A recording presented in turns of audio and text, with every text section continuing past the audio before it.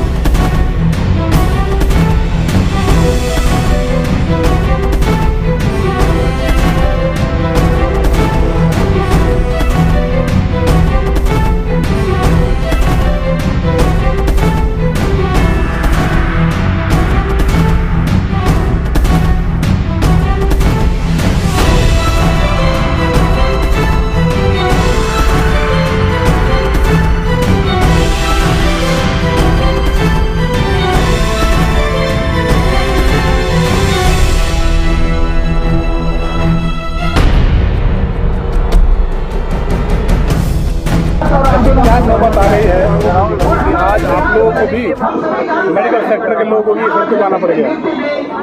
मैं Vijay Kumar, national public health alliance Delhi प्रदेश का अध्यक्ष हूँ। अध्यक्ष होने के नाते मेरा फर्ज बनता है कि हेल्थ सेक्टर के कर्मचारियों के भलाई के लिए उनकी आवाज़ बन के मैं उनके मुद्दों को प्रशासन और सरकार तक पहुँचाऊँ और पहुँचाने के प्रयास रहता हूँ हमेशा।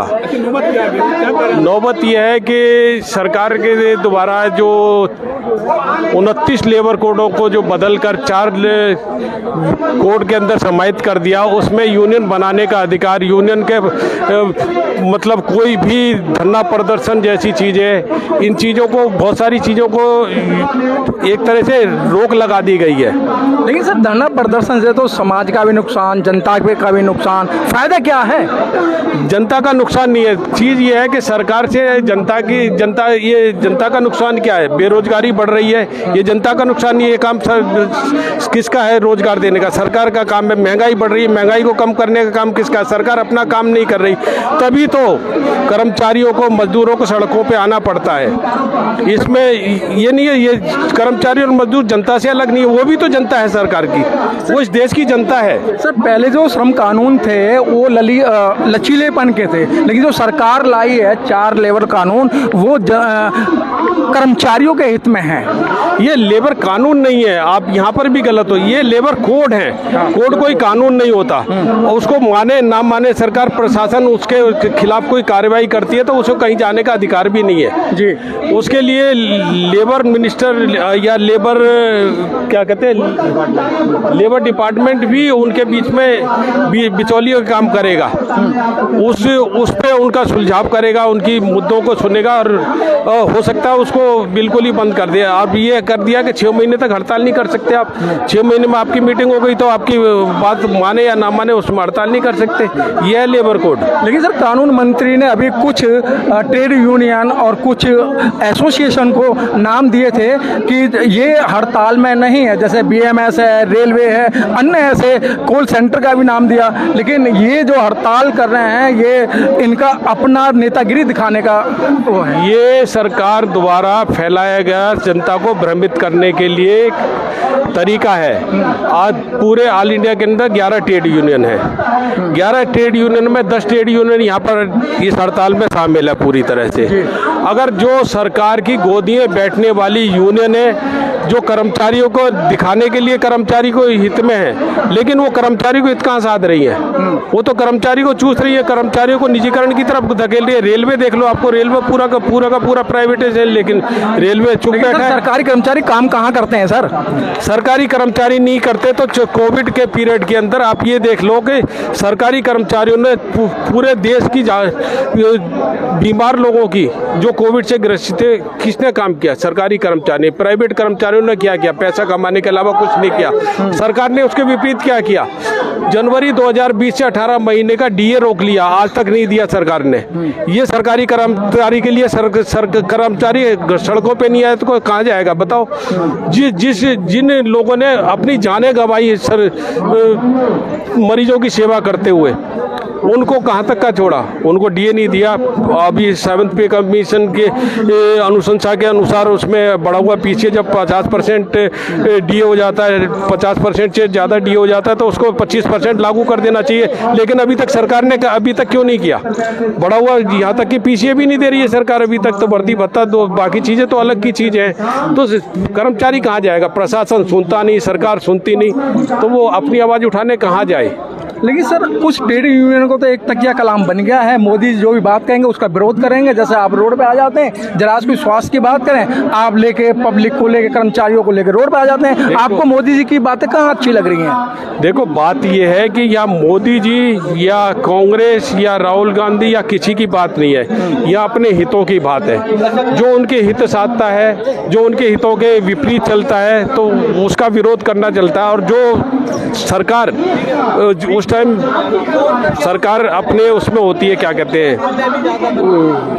क्या कहना चाहिए, सत्ता में है तो बोलेगा तो उसी के लिए से, उस कांग्रेस के लिए क्यों बोलेगा? सत्ता में तो बीजेपी है। लगता है कि आज का जो ये हड़ताल है और पूरे माना जा रहा है कि जैसे खबरें आ रही हैं भारत से कि भारत से पूरी जो खबरें आ रही हैं कि ये हड़ताल कामयाब है, एक आध राज्य के अंदर नेतागिरी दिखाई गई है। सर आप एक हेल्थ सेक्टर से आते हैं तो आपके हेल्थ में क्या चल रहा है मामला? देखो हेल्थ सेक्टर के अंदर ये है कि सभी चीज़ों को सरकार निजीकरण में देने जा रही है। आप लोगों से, जनता से किसी से छुना नहीं है जी।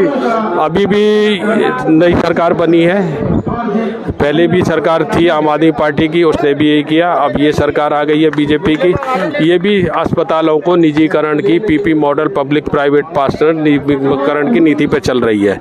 अभी आपने अखबार में भी देखा होगा, कुछ हॉस्पिटलों को पब्लिक प्राइवेट पार्टनरशिप पे देने जा रही है। सरकार की जमीन, सरकार का पैसा और सारी चीज़ें सरकार की, लेकिन कंपनी कौन सी रहेगी? वहाँ निजी कंपनी रहेगी, जो पूंजीपतियों की कंपनी है। टाटा, अंबानी, पैसा वहाँ जाएगा। जब सरकार जीएसटी लेती है, हर चीज़ पे टैक्स लगाती है, तो वो टैक्स का पैसा जनता के ऊपर क्यों नहीं खर्च करती? वो करती क्या है? पूंजीपतियों का ऋण माफ़ करती है। वो उसके क्यों ना सर प्राइवेट क्यों ना करें? जो आपके हॉस्पिटल में जो डॉक्टर बैठे हैं वो हॉस्पिटल में इलाज कम अपने घर का एड्रेस दे देते हैं, अपने क्लिनिक का एड्रेस दे देते हैं, अपने नर्सिंग होम का एड्रेस दे देते हैं, और दवाइयाँ सरकारी चलेंगी लेकिन डॉक्टर प्राइवेट। देखो ऐसा है, ये भ्रमित करने वाली नीति है। जनता को भ्रमित करा के प्राइवेट और सरकारी क्षेत्र को बंद करने की प्लान है ये। दूसरी चीज़ है, सरकारी अस्पताल का ना ही डॉक्टर, ना ही पैरामेडिकल, ना ही कोई उसके अंदर क्लॉज है कि वो प्राइवेट सेक्टर में बैठ ही नहीं सकता रिटायरमेंट से पहले जी। तो उसको उसके खिलाफ, उसके एवज में कई केस आए सर, कई केस आ रहे हैं। हाँ, उसके एवज में एनपीएस मिलता है। वो एवज में अगर कुछ ऐसा है तो वो वही सरकार दोबारा खड़े किए पिट्ठू हैं, जो सरकार के पिट्ठू हैं, जो वही ऐसे जालों को फैलाते हैं जनता के बीच में। ऐसा जमीनी तौर पे नहीं है। लेकिन सर हॉस्पिटल में देखा गया है कि एमआरआई कराने जाएं तो उसे महीनों 6 महीने की डेट दे दी जाती है। एमआरआई की नहीं सर, सभी आप अपनी बात सही है। आपने देखा होगा प्राइवेट सेक्टर के अंदर पहले जो कार्ड बनता था प्राइवेट हॉस्पिटल में 350 रुपये का था, लेकिन आज वो बढ़ाकर 1000 रुपये कर दिया है जी। तो सरकार प्राइवेट में तो लोग जाते नहीं है, तो जाएंगे कहाँ? सरकार में। सरकारी क्षेत्र में जब वहाँ के जो कर्मचारी हैं उनको ही ख़त्म कर दोगे आप, जो उनके रिक्त पदे पड़े हुए हैं उनको आज तक भरा नहीं जा रहा। खाली वैकेंसी खाली पड़ी है, प्राइवेट कॉन्ट्रैक्टर के थ्रू भर दी जाती हैं, और वो भी क्या है, कुछ महीने बाद टेंडर खत्म हो गए, चले गए। तो वहाँ की संख्या ही घटती जा रही है, तो मरीजों की संख्या बढ़ती जा रही है। किसी टाइम जनसंख्या कितनी थी जब देश आजाद होता था, मुश्किल से क्या लगता है कि आज के 30-36 करोड़ थी, आज 140 करोड़ जनसंख्या है। तो उस जनसंख्या अनुपात में कम से कम पोस्टों को क्रिएशन तो होना चाहिए ना, लेकिन सरकार उसको बदनाम करने के लिए पोस्टें कम करती जा रही, रिटायर हो रही, उसकी जगह भर्ती नहीं हो रही है।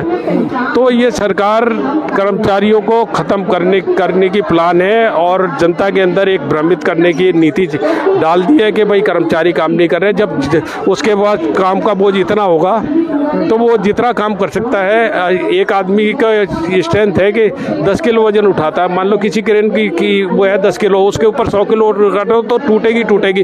कर्मचारी बीमार पड़ रहा है इलाज करते करते, इस चीज़ को कोई नहीं देख रहा। कर्मचारी खुद फैमिली से परेशान है, फैमिली बीमार, कर्मचारी परेशान और बीमार, लेकिन किस लिए? क्योंकि उसके काम का लोड इतना है। लेकिन सर उस लोड को कम किया जाए। इस बार पार्लियामेंट चलेगा तो हो सकता है कि आपको जंतर मंतर पे भी बैठने नहीं दिया जाए, जंतर मंतर पे भी आंदोलन करने दिया जाए। सब जंतर मंतर की बात तो जंतर मंतर नाम का रह गया, ये तो जलियांवाला बाग बना दिया। दोनों तरफ से तो चेकिंग होती है जब अंदर घुसता है, और एक लिमिट है, टाइम बॉन्ड कर दिया है कि 2 घंटे से ज़्यादा यहाँ पे धरना प्रदर्शन नहीं कर सकते। इस तरह की तो नीति है। और कर्मचारियों के लिमिट कर दिए कि आप कितने 20 कर्मचारी लागो, 50 कर्मचारी लगो, ये जंतर मंतर रह गया। ये तो है जलियांवाला बाग बना दिया, घेर लो और मार लो कर्मचारी को, यही का यही। घेर लो और मार लो। कर्मचारी कितने बड़े पैमाने पे परेशान, क्योंकि आप देख सकते हैं कि मैं कैमरामैन से अनुरोध करूंगा एक बार वेरिगेटर ये दिखाएं और ये दिखाएं, मात्र 300 गज के दायरे के अंदर इनको ऐसे घोट दिया गया है कि ये अपनी बात भी नहीं कह सकते। मारेंगे भी यही, पीटेंगे भी यही, लेकिन रोने नहीं देंगे। तो क्या होगा? कैमरामैन जयराम के साथ मनोज पिप्पल, जंतर मंतर।